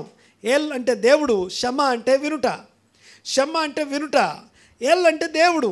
ఇష్మాయేల్ అంటే నన్ను విన్న దేవుడు అని అర్థం. అయితే ఆమె ఏమని పేరు పెట్టిందంటే ఇందాక చదివాం కదా 16-11లో, ఒక్కసారి మళ్ళీ చదువుమా. ఎల్ షమా అనే మాటకి గాడ్ హూ హియర్స్, వినే దేవుడు. ప్రతి మూల్గును వినే దేవుడు, ప్రతి ఏడుపును వినే దేవుడు, ప్రతి కేకను వినే దేవుడు, ప్రతి ప్రార్థనను వినే దేవుడు. దేవునికి స్తోత్రం. మరియు యెహోవా దూత, ఇదిగో యెహోవా నీ మొరను వినను, నీవు గర్భవతి అయి ఉన్నావు, నీవు గర్భం ధరించి ఉన్నావు. శారా హగరును హింస పెట్టిందని చెప్పి హగరు పారిపోతుంటే ఆ హగరుతో చెప్తున్నాడు, నీవు తిరిగి వెళ్ళి శారాకు అణిగి ఉండు అని చెప్పి, నీవు గర్భవతి అయి ఉన్నావు, దేవుడు నిన్ను ఆశీర్వదిస్తున్నాడు, నీ సంతానాన్ని ఆశీర్వదిస్తున్నాడు అని చెప్పి తిరిగి పంపిస్తూ ఉన్నాడు. దేవునికి స్తోత్రం కలుగునుగాక. హల్లెలూయా. మనం అనుకుంటాం దేవుడు వింటాడా లేదా అని, దేవుడు వింటాడా లేదా అని మనం అనుకుంటాం. యూనో, ఒక ఫ్యామిలీలో మామూలుగా ఫ్యామిలీ డ్రామా అంటాం చూసారా, ఫ్యామిలీ డ్రామా. ఓకే, ఫ్యామిలీ గొడవలు ఉంటాయి కదా, ఇల్లు అన్నా గొడవలు ఉంటాయి కదా, ప్రతి ఇంట్లో ఉండే. ఈ ఇంట్లో గొడవలు లేవంటే అది ఇల్లు కాదు. దేవునికి స్తోత్రం. ప్రతి ఇంట్లో ఉంటాయి. ఆ గొడవల మధ్యలో ఒక ఆమె ఏడుస్తుందట. ఎవరు? లేయా బాధపడుతుంటే, అంతేకాదు లేయా ద్వేషించబడుతుందట. లేయా ద్వేషించబడుతుంటే దేవుడు చూశాడు అని రాస్తుంటుంది. అందుకే మొదట కుమారుడు పుడితే ఆయనకి ఏం పేరు పెట్టింది? రూబెన్ అని పెట్టింది. బెన్ అంటే కుమారుడు, రూ అంటే చూసే, రోయి అనే పదం నుంచి అనమాట. రూబెన్ నన్ను చూస్తున్న దేవుడు అన్నది. తర్వాత రెండో ఆయన పేరు ఏం పెట్టింది? షిమ్యోన్. షమా అంటే వినుట. షిమ్యోన్ అంటే నన్ను వింటున్న దేవుడు అని పెట్టింది. ఓకే, నన్ను దేవుడు విన్నాడు అని పెట్టింది. తర్వాత ఏం పేరు పెట్టింది చెప్పండి? లేవి అంటే హత్తుకొని ఉండేవాడు. అంటే దేవుడు ఎక్కడో లేడు, నన్ను హత్తుకొని ఉన్నాడు అని పెట్టింది. హత్తుకునేవాడు. తర్వాత ఏం పేరు పెట్టింది? యూదా. నా దేవుని నేను స్తుతిస్తాను అని చెప్పి యూదా అని పేరు పెట్టింది. చేతులెత్తి దేవుని స్తుతి. యోద్ అంటే హ్యాండ్. యోద్ అంటే ఓకే, చేతులు ఎత్తకుండా దేవుని స్తుతించలేం, చేతులు ముడుచుకొని స్తుతించలేం. అర్థమవుతుందండి మాట్లాడేది? దేవుని స్తుతించాలంటే ఎలా స్తుతించాలి? చేతులు ఎత్తాలి. ఏమండి అనండి ఒకసారి. చేతులు ఎత్తి అంటే ఎంప్టీ హ్యాండ్స్, చేతులు జాపి చేతులు ఎత్తి అని అర్థం. చేతులు ముడుచుకొని స్తుతించలేం, చేతులు ఎత్తి స్తుతించమని చెప్తాం. అందుకే యాద్ అంటే చేతులు, యూదా అంటే స్తుతించుట. స్తుతించేవారు చేతులు ఎత్తారు. అంటే చేతులు ఎత్తా అంటే నా చేతిలో ఏం లేదు, అంతా నువ్వే అని చెప్పడం. దేవునికి కృతజ్ఞత చెల్లించడం. యూదా అనే మాటకి ఇంకో మీనింగ్ ఏంటంటే కృతజ్ఞతా స్తుతి అని అర్థం. అంతా నాదేం లేదయ్యా, అంతా నీదే అని చెప్పడం. సో అలాగా లేయా ద్వేషించబడుతుంటా చూసిన దేవుడు ఇక్కడ కూడా హగరు ద్వేషించబడుతున్నా, లేకపోతే హగరు ఇబ్బంది పడుతుంటే ఆ ఇబ్బందిని దేవుడు విన్నాడట, దేవుడు చూశాడట. అందుకే చూస్తున్న దేవుడు ఎల్ రోయి. వింటున్న దేవుడు L Shama. Very good. L Shama, L రోయి, 2 పేర్లని ఏనయ్యేప్పటికీ 7 అయిపోయినాయి. ఇంకోటి నెక్స్ట్ ఇంకొకటే చూద్దాం. ఆదికాండము 17వ అధ్యాయం మొదటి వచనం. ఆదికాండం 17వ అధ్యాయం మొదటి వచనం. అబ్రాము 99 ఇయర్స్ ఓల్డ్. అబ్రాము 99 ఏండ్ల వాడైనప్పుడు యెహోవా అతనికి ప్రత్యక్షమయ్యాడు. ప్రత్యక్షం అవుతూ ఉన్న దేవుడు ఇప్పుడు డిఫరెంట్ ప్రత్యక్షతను అనుభవించాడు. ఏంటి ఆ ప్రత్యక్షత? చూడండి ఒకసారి. నేను సర్వశక్తి గల దేవుడను అంటున్నాడు. అనండి ఒకసారి మాట, కొంచెం గట్టిగా అన్నమాట, ఇంకోసారి గట్టిగా అన్నమాట. సర్వశక్తి గల దేవుడు అనండి ఒకసారి గట్టిగా. సర్వశక్తి గల దేవుడు అనే మాటకి తెలుగులో మనకి సర్వశక్తి గల దేవుడు అని రాస్తుంది. ఇంగ్లీష్లో ఆల్ సఫిషియంట్ లేకపోతే ఆల్ మైటీ గాడ్ అని రాస్తుంది. Almighty God or all sufficient అని అర్థం. సఫిషియంట్ అనండి ఒకసారి అంటే చాలినవాడు అన్నమాట. నేను చాలిన దేవుడిని, ఐఎమ్ ఎనఫ్ ఫర్ యూ, అంటే నీకు చెయ్యాల్సిన వాటన్నిటికీ సంబంధించిన సఫిషియన్సీ నా దగ్గర ఉందని అర్థం. All sufficient God. ఎల్ షదాయ్ అనండి ఒకసారి. ఎల్ షదాయ్ అంటే, ఎల్ అంటే దేవుడు, షదాయ్ అనే మాటకి శక్తిమంతుడు, సర్వశక్తిమంతుడు, లేకపోతే సర్వమును చేయగలవాడు, అన్ని విషయాలకి ఆల్ సఫిషియంట్ గాడ్ అని అర్థం. అబ్రహాము, ఇస్సాకు, యాకోబులకు చాలిన దేవుడు. వారికి చాలిన దేవుడు మనకు కూడా సరిపోతాడు. ఆమేనండి గట్టిగా. వారికి చాలిన దేవుడు మనకు కూడా సరిపోతాడు. దేవునికి స్తోత్రం. ఆల్ సఫిషియంట్ గాడ్ అనండి ఒకసారి మాట. ఆల్ మైటీ గాడ్ అనండి ఒకసారి. సర్వశక్తిమంతుడు అనే మాట. సర్వోన్నతుడు అనే పదం ఈ పోర్షన్లో చూసాం. సర్వశక్తిమంతుడు అనే పదం ఈ బైబిల్లో ఈ పోర్షన్లో చూసాం. దేవుడు వినేవాడు అని ఇప్పుడే అర్థమైంది. అంతకుముందు ఎక్కడ రాసలేదు దేవుడు వింటాడనే మాట. ఫస్ట్ టైం దేవుడు వింటాడని ఆమె కనిపెట్టింది. ఎవరామె?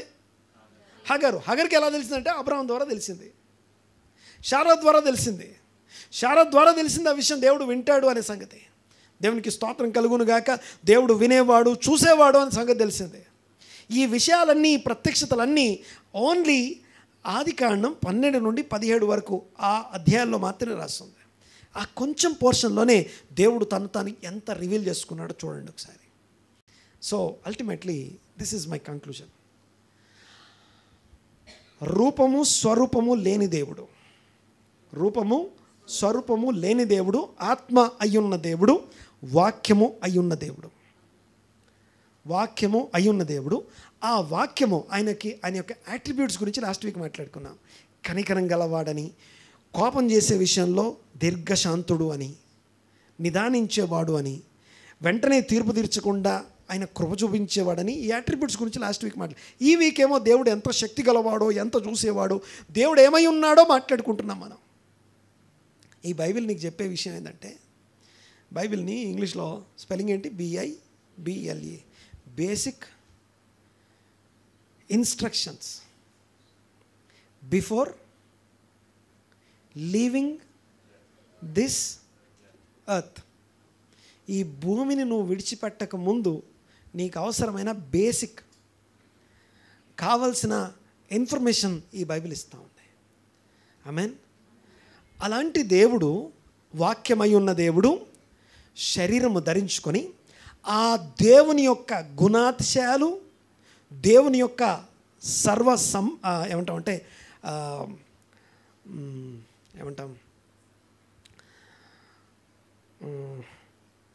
దేవుడు సమస్తం, దేవుడు మొత్తం ఒక్కడిలో ఇమిడిపోయాడు. క్రీస్తు యేసు రూపంలో వాక్యమై ఉన్న దేవుడు, వాక్యము శరీరం ధరించుకొని మన మధ్య కృపాసత్య సంపూర్ణ, దేవత్వం యొక్క సర్వ సంపూర్ణత అనండి ఒకసారి. ఇంకోసారి గట్టిగా. దేవత్వం యొక్క సర్వ సంపూర్ణత ఒక్క వ్యక్తిలో నివసిస్తే, ఒక్కరిలో నివసిస్తే ఎలా ఉంటుందో ప్రభువైన యేసుక్రీస్తు ప్రతిరూపమై ఉన్నాడు. ఆమేనండి గట్టిగా. యేసు ప్రభు 100% మ్యాన్, 100% గాడ్. చాలామంది అంటారు, పాస్టర్ గారు మీరు యేసు ప్రభు దేవుడు అని చెప్పరా అని. స్ట్రైట్గా చెప్తున్నాను మళ్ళొకసారి. 100% మ్యాన్, 100% గాడ్. ఆమేనండి గట్టిగా. సర్వశక్తిమంతుడు, సర్వోన్నతుడు, సర్వాధికారి. ఇప్పటిదాకా మనం మాట్లాడుకున్నటువంటి అబ్రహాంకి ప్రత్యక్షమైన దేవుడు. ఈ ప్రత్యక్షతలు కలిగినటువంటి ఈ ప్రత్యక్షతలన్నిటి గురించి యేసు ప్రభు స్వయంగా మైకి పెడితే ఆయన ఏమంటాడు తెలుసా? అబ్రహాం గురించి ఇన్ని ప్రత్యక్షతలు ఉన్నాయి కదా ప్రభువా, అయ్యా మరి హూ ఆర్ యూ? యేసు ప్రభుని అడుగుదాం ఒకసారి. యోహాను సువార్త 8వ అధ్యాయం తీయండి ఒక్కసారి. యోహాను సువార్త 8వ అధ్యాయం చూడండి ఒకసారి.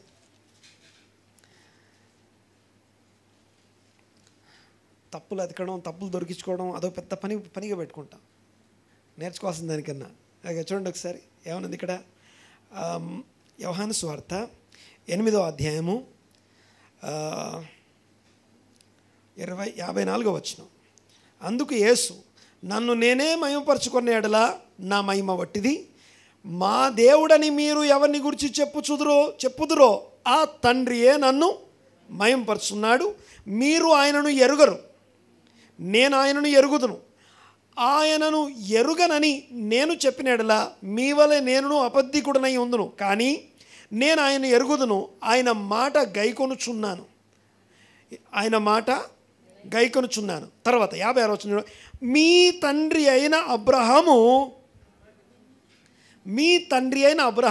ఏ దేవుణ్ణైతే విన్నాడో, ఏ దేవుణ్ణైతే అనుభవించాడో, ఏ దేవుని కట్టలైతే అనుసరిస్తూ బ్రతికాడో ఆ అబ్రహామట నా దినము. చూడండి ఒకసారి ఏమన్నా వస్తుంది ఇక్కడ 56వ వచనం, మీ తండ్రి అయిన అబ్రహాము నా దినము చూతునని మిగుల ఆనందించను, అది చూచి సంతోషించను అనెను. అబ్రహామట యేసు ప్రభును చూశాడట. ఎక్కడ చూసుంటాడు? దేవత్వం యొక్క సర్వసంపూర్ణత అయినటువంటి క్రీస్తును ఆయన ఆత్మీయంగా అనుభవపూర్వకంగా చూశాడు. హల్లెలూయా. అనుభవపూర్వకంగా అనుభవించినవాడు. సర్వోన్నతుణ్ణి అనుభవించాడు, సర్వశక్తిమంతుణ్ణి, ఆల్ సఫిషియంట్ గాడ్ని అనుభవించాడు. ఆ దేవత్వం యొక్క సర్వసంపూర్ణత ఈ క్రీస్తులో నివసిస్తుంది అని చదువుతాం. ఇంకా తర్వాత ఒకసారి ఏం రాస్తుంది అక్కడ, మీ తండ్రి అయిన అబ్రహాము నా దినము చూతునని మిగుల ఆనందించను, అది చూచి, పాస్ట్ టెన్స్, చూచి సంతోషించను. ఆల్రెడీ చూశాడు ఆయన. అందుకు యూదులు, నీకింకను 50 సంవత్సరాలు కూడా లేవే, నీవు అబ్రహామును చూచితివా? ఆయనేమో ఆయన నన్ను చూశారని ఆయన చెప్తుంటే, మీ పితరుడైన అబ్రహాం నన్ను చూశాడని ఆయన చెప్తుంటే వాళ్ళేమంటారు తెలుసా? నువ్వు ఆయన్ను చూసావా అంటున్నారు. ఏమంటే అర్థమైందా? ఆయన ఏమంటున్నాడు? ఆయన నన్ను చూశాడని ఆయన చెప్తుంటే వాళ్ళు ఏమంటున్నారు? నువ్వు 50 ఏళ్ళు కూడా లేవు నీకు, నీవు ఆయనను చూసావా? చూడండి ఒకసారి, మళ్ళీ చూడండి, చదమ్మా. అందుకు యూదులు, నీకింకను 50 సంవత్సరములైనా లేవే, నీవు అబ్రహామును చూచితివా అని ఆయనతో చెప్పగా, యేసు అబ్రహాము పుట్టక మునిపే నేను ఉన్నాను స్ట్రైట్గా చెప్పాము. ఇంకా మళ్ళీ నాకు 30 ఏళ్ళు లేకపోతే నేను అంతకుముందు లేను అలా లేదు.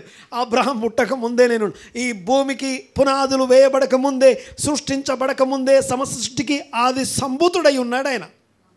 ఆమె నన్ను గట్టిగా, మెస్సయ్య క్రీస్తు అంటే ఈ భూమి మీదకి వచ్చి నీలాంటి నాలాంటి స్వరూపం ధరించుకొని ఇదిగో దేవుని యొక్క ఆ యొక్క సింహాసనాన్ని విడిచిపెట్టాడు, దేవుని యొక్క మహిమను విడిచిపెట్టాడు, రిక్తునిగా చేసుకొని తన్ను తాను రిక్తునిగా మార్చుకొని ఎక్కడ మానవునిగా పుట్టి, మనుషుల పోలికగా పుట్టి, తర్వాత దాసుని స్వరూపం ధరించుకొని మరణం పొందినంతగా తగ్గించుకొని, శిలువ మరణం పొందినంతగా తన్ను తాను తగ్గించుకున్న ప్రభువైన యేసు క్రీస్తు ఆ దేవుని ప్రత్యక్షతని అనుభవించినటువంటి అనేక భక్తుల్లో ఒకడు కాదు. అబ్రహాముని హైలైట్ చేసినంత మాత్రాన అబ్రహాము హైలైట్ అవ్వట్లేదు ఇక్కడ. అబ్రహాము చూసిన క్రీస్తును మనం చూస్తున్నాం. అబ్రహాము ఏ క్రీస్తును చూసి సంతోషించాలనుకున్నా ఆ క్రీస్తును మనం చూస్తున్నాం ఇక్కడ. ఆ క్రీస్తుని గురించి సిలువ బలియాగానికి ముందు అప్పుడెప్పుడో ఉన్న అబ్రహాము, ఏ రిటర్న్ వాక్యము లేనప్పుడే ఉన్న అబ్రహాము, ఏ బైబిల్ లేదు అప్పుడు, ఏ వాక్యాలు లేవు అప్పుడు, నీకున్నట్టు నాకున్నట్టుగా ఏ ప్రొవిజన్ లేదు, వాక్యాల ప్రొవిజన్. ఇదిగో చదువుకోవడానికి, వినడానికి, ఇలా కూర్చొని మాట్లాడుకోవడం ఏమీ లేనప్పుడే అబ్రహాము దేవుని చూసి ఆనందించి విశ్వాసులందరికీ మార్గదర్శిగా, విశ్వాసులందరికీ తండ్రిగా ఉన్నాడు. ఇప్పుడు మనము క్రీస్తు మరణ పునరుత్థానాల తర్వాత ఇన్ని ఫెసిలిటీస్ పెట్టుకొని మన విశ్వాసం అబ్రహామునకున్నట్టి విశ్వాసం అనండి ఒకసారి, ఇంకోసారి అనండి అన్నమాట. అబ్రహామునకున్నట్టి విశ్వాసం ఈ తరంలో మనలో ఉంటే దేవుడు చూసి ఆనందించడం కోసం ఇంకా వెతుకుతున్నాడు. భూమి మీద నీతిమంతులు ఎవరైనా దొరుకుతారేమని చెప్పి భూమి మీద మొత్తం ఆయన కన్నులు వెతుకుతున్నాయట. యథార్థవంతులు నీతిమంతులు ఎవరైనా ఉన్నారా అని వెతుకుతున్నాయట. అందరం లేచిపెడదాం ఒక్కసారి. విన్న మాటల్ని బట్టి, దేవుడు ఏమై ఉన్నాడో తెలుసుకున్న దాన్ని బట్టి, గ్రహించిన దాన్ని బట్టి ఒక్కసారి కళ్ళు మూసుకొని దేవునికి స్తోత్రం చెల్లిద్దాం. వినే దేవుడు, చూసే దేవుడు, చాలిన దేవుడు, సర్వోన్నతుడైన వాడు, సర్వశక్తిమంతుడైన వాడు. ఒక్కసారి ఆయన స్వరం వినటానికి, ఆయన అనుభవించడానికి, అనుభవపూర్వకంగా గ్రహించడానికి ఒక్కసారి తలలు వంచి కళ్ళు మూసుకొని ప్రార్థన చేద్దాం. అడుగుదాం దేవుణ్ణి, దేవా నాతో మాట్లాడు నాయన, నా పక్షంగా నీ ప్రణాళిక ఏంటో, నీ చిత్తం ఏంటో బోధపరచండి ప్రభువా. ఇదిగో ఏటెల్లాలో అర్థం కాని హగరు ఆ యొక్క ఎడారిలో అరణ్యంలో వెళ్తున్నప్పుడు హగరుతో మాట్లాడిన దేవా, ఈరోజు నాతో మాట్లాడినందుకు మీకు వందనాలు. ఎంత ఘనులో, ఎంత గొప్పవారో, ఎంత ఉన్నతమైనటువంటి ఇదిగో ఉద్దేశాలు నా గురించి, మా గురించి మీరు కలిగి ఉన్నారు. అబ్రహామునందు అంటుకట్టబడడం ద్వారా ఇదిగో నన్ను ఆశీర్వదించాలని ఇష్టపడుతున్నారు. నేను ఆశీర్వదించబడినట్లుగా నీ చిత్తము నాలో జరిగించుకోండి. తలలు వంచి ప్రార్థన చేద్దాం. ఒక్కసారి మీ ఎంటీ హ్యాండ్స్ని పైకెత్తి, నోరు తెరిచి, గొంతెత్తి, హృదయపూర్వకంగా నోరు, మీ వాక్శక్తి పరిశుద్ధాత్ముడు మీకు అనుగ్రహించిన కొలది నోరు తెరిచి దేవుని స్తుతించి ఆరాధించి ప్రార్థన చేయండి. దేవా స్తోత్రం, స్తోత్రం, స్తోత్రం నాయన. థ్యాంక్ యూ లార్డ్, వందనాలయ్యా. నోరు తెరిచి మాట్లాడదాం. ఒక్కసారి విన్న వాక్యాన్ని బట్టి స్పందించి మాట్లాడదాం. ఒక్కసారి విశ్వాసంతో దేవునికి స్తోత్రం చెల్లిస్తాం. పరమ తండ్రి మా దేవ, మీకే కృతజ్ఞతలు, స్తుతులు, స్తోత్రం, స్తోత్రం, స్తోత్రం నాయన. మీ సన్నిధిని బట్టి, మీ గొప్ప కృపను బట్టి, కనికరాన్ని బట్టి మీకు వందనాలు. సర్వోన్నతుడా, సర్వశక్తిమంతుడా మీకు వందన. జీవం కలిగిన దేవుని ప్రత్యక్షత మాకు దయచేసినందుకు మీకు వందనాలు, స్తోత్రం నాయన. ఇదిగో కన్నులుండి చూడలేని దేవుడు కాదు, చెవులుండి వినలేని వాడుగా ఇదిగో నేను ప్రభా మీకు వందనాలు, స్తుతులు, స్తోత్రము, స్తోత్రము, స్తోత్రం చెల్లిస్తున్నాము నాయన. వినే దేవుడు, చూసే దేవుడు, మాట్లాడే దేవుడు, మెల్లని స్వరంతో లోపల నుంచి మాతో ప్రతిరోజు మాట్లాడుతున్నారు. ఇదిగో ఉదయకాలమే పెందల కడని అనుదినము మీ ప్రవక్తలు, మీ సేవకుల ద్వారా మాతో మాట్లాడుతూ ఉన్నారు. దేవా మీకు వందనాలు. ఎవరికి అవసరమైన మాట, ఎవరికి అవసరమైనటువంటి మాట చేత, ఎవరి స్థాయిలో వారితో మీరు మాట్లాడుతూ ఉన్నారు. మీకు వందనాలు, స్తోత్రం నాయన. ఆదరించువారు, కరుణించువారు, మరలు విని ఇదిగో జవాబు దయచేసే దేవుడు, వందనాలు, స్తోత్రం నాయన. మీ జీవపు ప్రత్యక్షతను బట్టి స్తోత్రం, స్తోత్రం, స్తోత్రం నాయన.